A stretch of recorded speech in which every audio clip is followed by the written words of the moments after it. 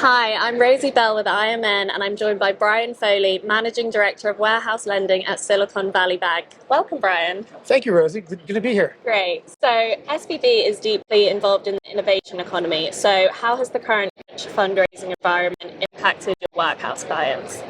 Well, it's impacted almost all of our clients in a variety of ways. The fundraising environment today for venture stage companies is challenging to say the least. So it's caused a lot of our clients to have to think about reductions in force, of more of a focus on profitability as opposed to obtaining market share, and really capital planning and capital preservation. So we want to be empathetic to our clients and try to find ways to work with them and be as flexible as we can.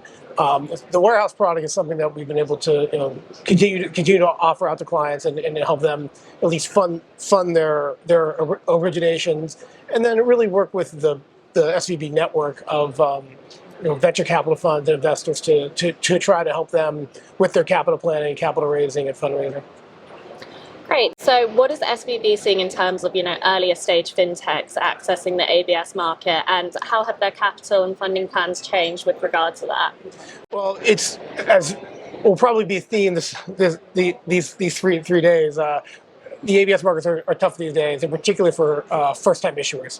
So I think a lot of our earlier stage companies that have not accessed the market today and have planned on it for first half of 23, I think most of them are reevaluating that and are realistic that it's going to be a challenging environment. And they're going to have to think about either additional warehouse capacity or forward flow buyers or potentially just accessing the market in a less than optimal funding strategy and not get the execution that they wanted, but getting a deal done just to get a print. So we want to work with them in terms of trying to help them navigate that, and to the degree that we can extend our warehouses and lean in a little bit for clients that we think are originating good collateral, and just give them more runway. We're trying to do that where it's practical.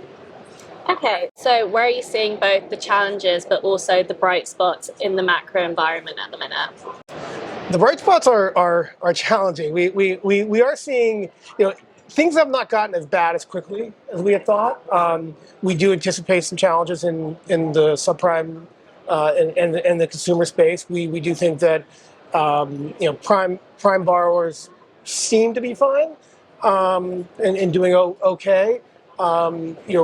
Employment's still strong, which has been great. Not necessarily great for inflation, but people having jobs is good, and that has helped keep consumer credit, while there's been some deterioration, not melting down like we maybe worried it would have.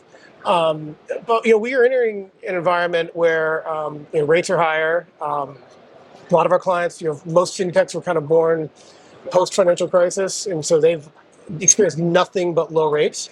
So it's a lot of new territory for many of our fintech clients. And in fact, many people just in specialty finance and ABS in general have not experienced higher rates, so that'll be something to navigate.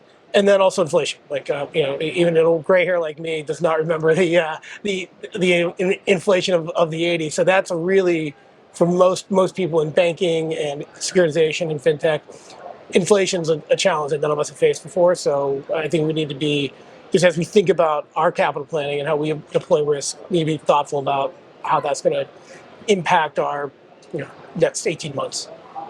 Okay, so what innovations and new products in fintech are exciting to SVB?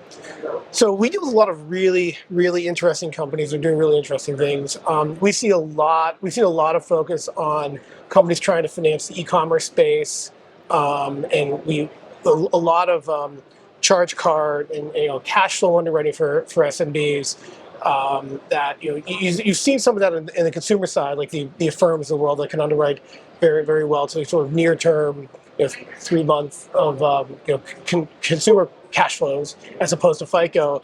And on the small business side, you don't really have a standard score like FICO, but there's a lot of data available. It just happens to come in a lot of different forms and isn't very standardized. And we're seeing some companies develop really interesting technology to aggregate small business data, scrub it, and really be able to do some what we think is smart underwriting based on projected small business cash flows. And then, it's a bit of a told story, but in the residential space, some of the innovations we saw in the iBuyer and Power Buyer space, we're sort of seeing the second round of that, the second iteration of that, and we think that there's some really interesting things going on there as well. Brilliant, Brian. Thank you so much for sharing your insights with us today. Thank you for having me. Thank you. Thank you for having us.